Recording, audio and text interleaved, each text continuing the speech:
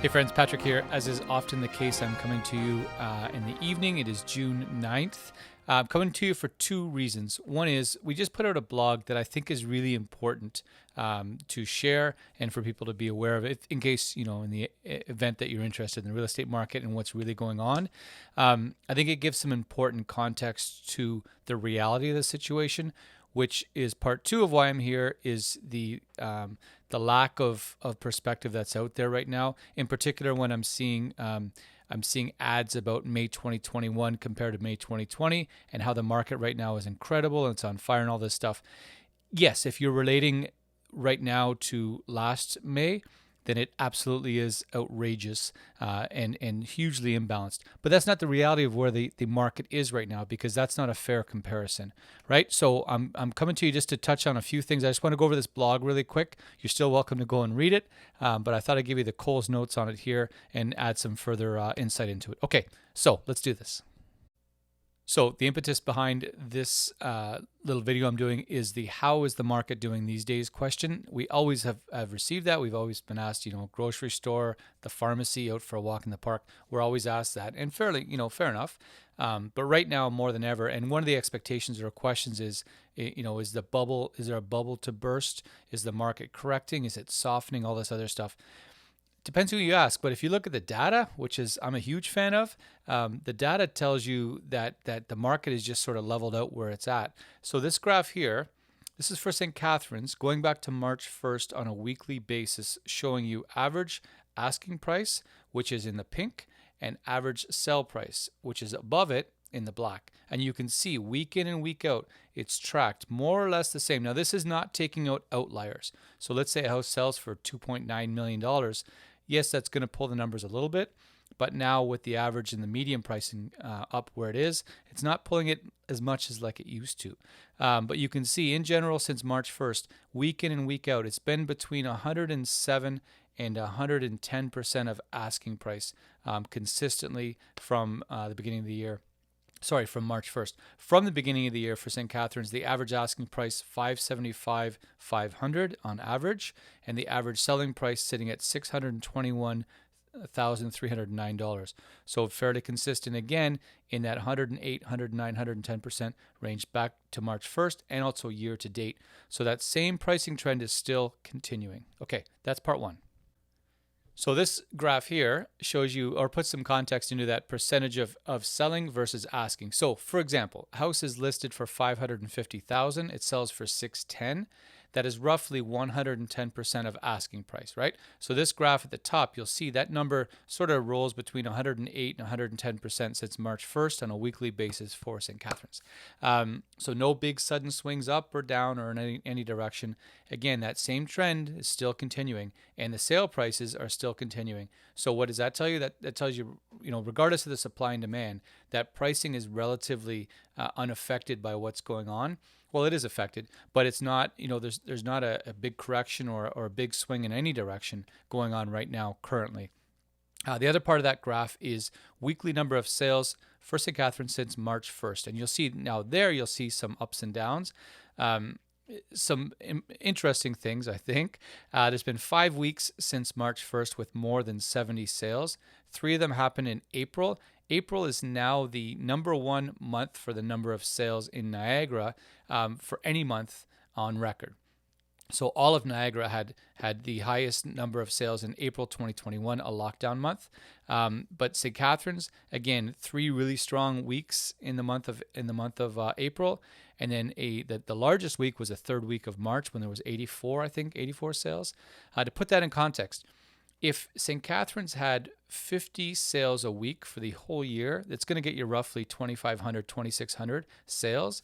That would be the highest, that would be first or second all-time number of homes sold in St. Catharines on record.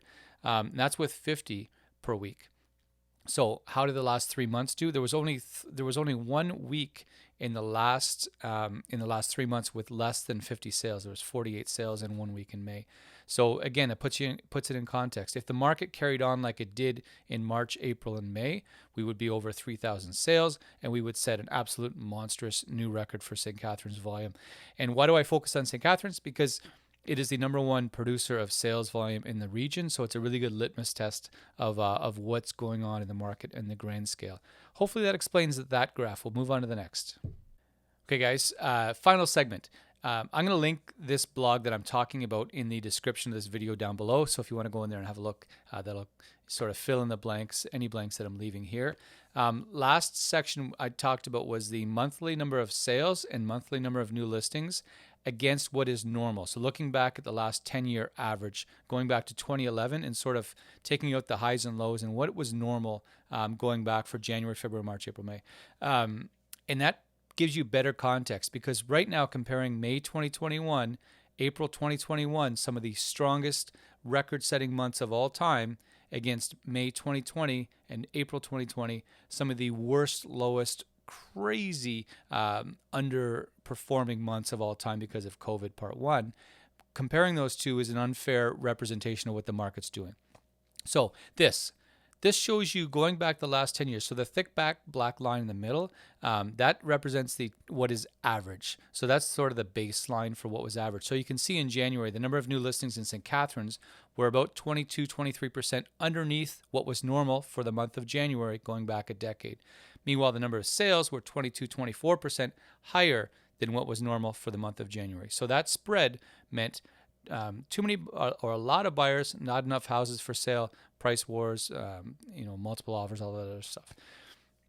Go to February, I guess the opposite of a price war. You go to February, it closed a little bit, but you can see in March, the number of new listings were up 32%. Everybody's like, yes, we're getting there. The market's coming back. We're getting inventory. But look what sales did. Sales were up 54%, right? So everything just tracked up.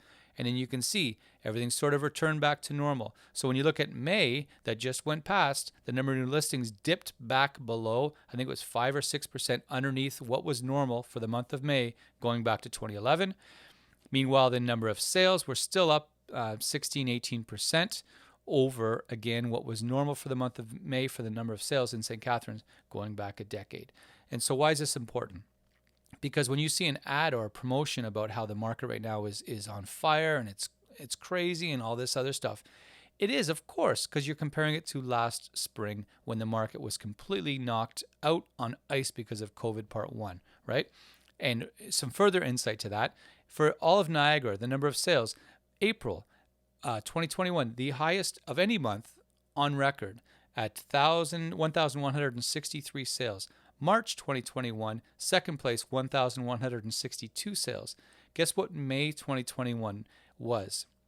Fifth place at 1,012 sales. So there's only been in modern time 7 months with more than 1,000 sales in Niagara, and here we had 3 of them.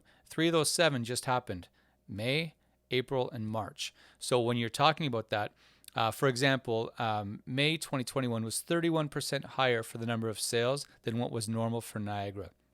And then meanwhile, you had May last year, which in some areas it was 30, 40, 50, 60% underneath what was normal. So that's a pretty serious reach to find any comparison in. And then I've got just a note here, St. Catharines, same deal. So May 2020, this gives you an example. May 2020, in St. Catharines, sales were 76% less than the 10-year average, 76% under what was normal. May 2021, they were 15% higher than the 10-year average. So 76% below, 1 year later, 15% higher. But if you compare May 2021 to May 2020 for the number of sales, May 2021 was 93% higher than May 2020. So again, 93% higher when compared to last May, 15% higher when compared to the last 10-year average for the same month. So what's more relevant, right? What gives you a better look or a better insight into what's going on in the market? I would suggest take all the 2020 data for March, April, May and throw it out the window. You have to, because otherwise it's going to give you a false impression of what's really going on. Okay, I think that's the last thing I'm going to cover because that was long enough.